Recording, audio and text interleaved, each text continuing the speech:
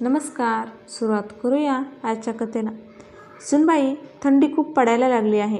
बाजारात जाणार आहेस तर माझ्यासाठी 2-4 जोडी पायातले मोजे घेऊन ये. एका दिवसात एक जोडी मोजे सुकत नाहीत. काय करू, म्हातारं शरीर आहे त्यामुळे जास्तच थंडी लागते. आणि हो, सूरजला सांग तेवढं माझं पोटदुखीचं औषध संपलं आहे, तेवढे मागव म्हणावं. जर तू बाजारात चाललीस आहेस तर मग येताना वाटेत मेडिकल दिसलं तर तूच आण औषध. उगाच सूरजला त्रास नको. सुनीताच्या सुनेला मधूला सांगत होत्या. मधू म्हणाली, आई, घरातलं कोणी बाजारात जाताना दिसलं की लगेच तुम्ही तुमची कुठली ना कुठली वस्तू आणायला सांगता. आता गेल्याच वर्षी मी तुमच्यासाठी 2 जोडी मोजे मागवले होते, ते कुठे गेले? आणि परवाच्या दिवशी तर तुम्ही पोटदुखीचं औषध घेत होतात, इतक्या लवकर संपलं सुद्धा. सुनीता म्हणाली, सुनबाई, आता तुझ्यापासून काय लपवायचे?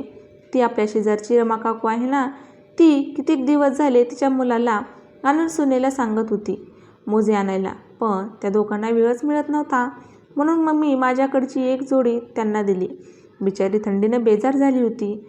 आणि राहिली गोष्ट पोटदुखीच्या औषधाची, तर मी जेव्हा गेल्या आठवड्यात गावी गेले होते तेव्हा तुझ्या चुलत सासूच्या पोटात दुखत होतं. म्हणून मग मी ती औषधाची बाटली तिला दिली आणि त्यांना हे देखील सांगितलं की जेवणाच्या आधी रोज 1 चमचा ते औषध आठवडाभर घेतल्यानं पोटदुखी राहील. तिने मला विचारलं देखील की तुम्हाला हे औषध कोणी सुचवलं. म्हणून मी तिला तुझ्याबद्दल सांगितलं, तर तुझी किती स्तुती करत होती म्हणून सांगू. मधू म्हणाली, आई, तुम्ही पण ना कधी कधी अतिच करता. अहो, आपण घरात काय फार्मसी चालू केली आहे की काय? आपलं घर म्हणजे काय धर्मशाळा आहे का, की तुम्ही तुमच्या वस्तू गावभर वाटत फिरताय? तुम्हाला माहिती तरी आहे का या सगळ्या वस्तू किती महाग आहेत आणि किती पैसे लागतात त्याच्यासाठी? या वस्तू काय फुकट येतात का? तुम्ही तर या अशा वाटत फिरताय जणू स्वतःच्या पैशाने विकत आणताय. आता ही शेवटची वेळ आहे. मी तुमच्यासाठी मोजे आणून देत आहे. जर परत कुणाला नेऊन दिले तर पुन्हा माझ्याकडे मागायला यायचं नाही. मी परत आणून देणार नाही. मग बसा पहिल्यासारखं स्वतःसाठी हाताने विणत आणि मशीनवर मोजे बनवत. एवढं बोलून मधू तिथून निघून गेली. संध्याकाळी सुनीता निवांत बसून टी व्ही बघत होती. तेवढ्यात सूरज घरी आला आणि तिला बघून म्हणाला, काय हे आई, बघावं तेव्हा दिवसभर नुसती टी व्ही बघत बसतेस. तुला घरात काही कामं नसतात का? मला तर लहान असताना सारखं म्हणायचीस की जास्त वेळ टी व्ही बघितल्याने डोळे खराब होतात.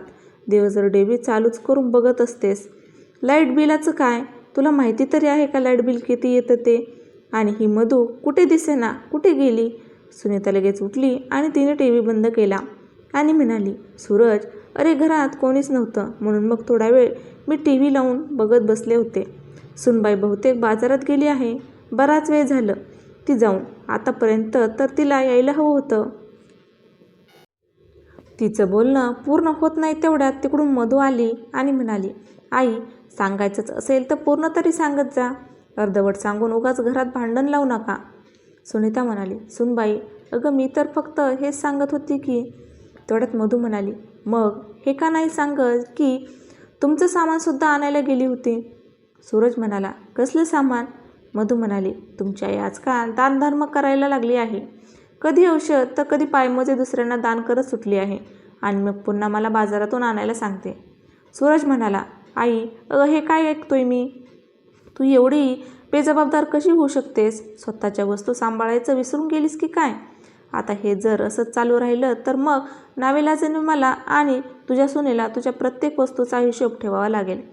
एवढं बोलून सूरज त्याच्या बायकोला घेऊन त्यांच्या खोलीत निघून गेला. तो गेल्यावर मात्र सुनीताचा चेहरा अगदी रडवेला झाला होता. काही वेळानंतर सूरज त्याच्या बायकोला घेऊन कुठेतरी बाहेर फिरायला निघाला होता. सुनीता म्हणाली, सुनबाई, माझं शुगर फ्री च्यवनप्राश आणि हॉर्लिक्स संपत आले. जर बाहेर बाजारात निघाला आहात तर येताना तेवढं घेऊन या. मधू म्हणाली, आई, आम्ही जेव्हा कुठे बाहेर जायला निघतो तेव्हा प्रत्येक वेळी तुम्ही काही ना काही कारण सांगून आडवं येताच. आणि काय हे प्रत्येक वेळी प्रत्येक सामान संपले? सुनीता म्हणाली, तसं नाही सुनबाई, संपलं नाही. अजून 2-3 दिवस आहे म्हणून अगोदरच तुला सांगत आहे. सूरज म्हणाला, आई, 1-2 दिवस च्यवनप्राश नाही खाल्लंस तर काही लगेच कमजोर किंवा अशक्त होणार नाहीस. तू एवढं बोलून ते दोघे तिथून निघून गेले.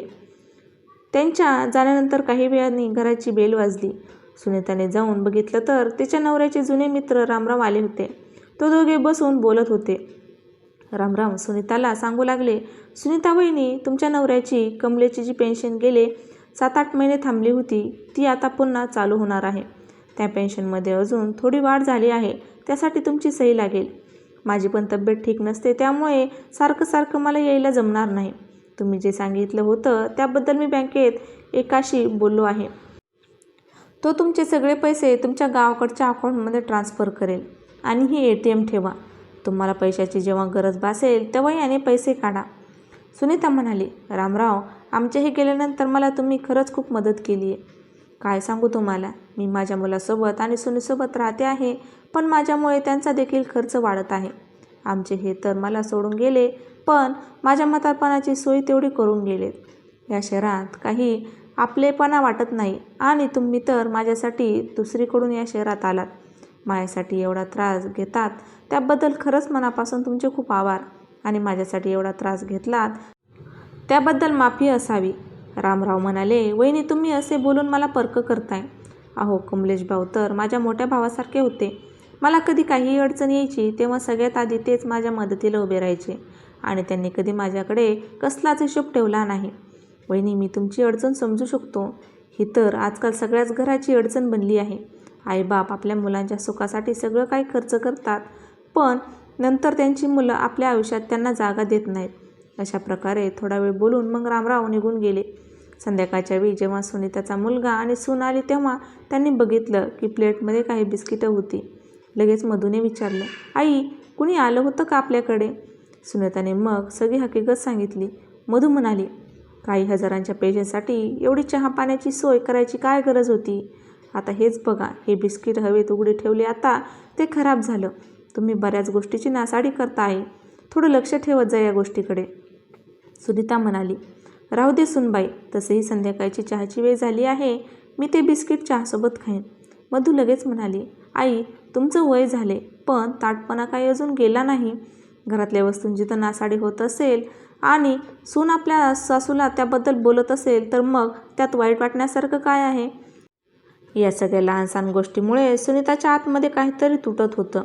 ती रोज विचार करायची, ज्या मुलाकडे आजपर्यंत मी कधीच कुठला हिशोब मागितला नाही, तो माझ्या म्हातारपणी माझा सगळा हिशोब ठेवायचा म्हणतोय. असंच विचार करत होती तेवढ्यात फोन वाजला. तिच्या गावाकडच्या मैत्रिणीचा अलकाचा फोन होता.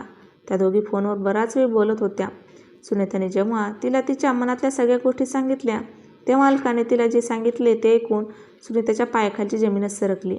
अलका तिला सांगू लागली, तुझी मुलं तर तुला हिशोब मागायला लागतील, पण माझी मुलं तर मला आमच्या गावातल्या तुटक्या फुटक्या घरी आणून सोडून गेलीत. पुन्हा कधीच माघारी बघायला सुद्धा आली नाहीत. देवाची मोठी कृपा की माझ्या नवऱ्याच्या पेन्शनवर त्यांचा हक्क चालला नाही. मला आता त्याचाच आधार आहे आणि त्या पैशांनीच मी 2 वेळची भाकरी खाऊन सुखी जीवन जगत आहे. सुनीता म्हणाली, अलका, एकटं राहणं काय ठीक आहे? अलका म्हणाली, जिथे आपल्या माणसात देखील आपण एकटेच होतो, जिथे परक्यात सुद्धा येवाना एकटेपणा जाणवत नाही. सुनीता 2-4 दिवस अलकाने सांगितलेल्या गोष्टीचा विचार करत होती. इकडे तिचा मुलगा आणि सून वरचेवर तिच्याकडून प्रत्येक वस्तूचा हिशोब मागायचे. मग एके दिवशी सुनीताने आपल्या स्वतःसाठीच एक निर्णय घेतला. तिने तिचा तो निर्णय ती म्हणाली, मी आता आपल्या गावी जाऊन राहणार आहे. सूरज म्हणाला, आई, जर तू जाणारच असशील तर मी पहिलेच तुला सांगतोय की मला तुला तिकडे गावी येऊन भेटायला जमणार नाही. मला सुट्टीच नाही की मी तुला सोडायला येऊ शकेल, तरी पण मी ड्रायव्हरला सांगतो, तो तुला सोडून येईल. सुनीता हसत तिचं सामान पॅक करत म्हणाली, सूरज, तू काही काळजी करू नकोस.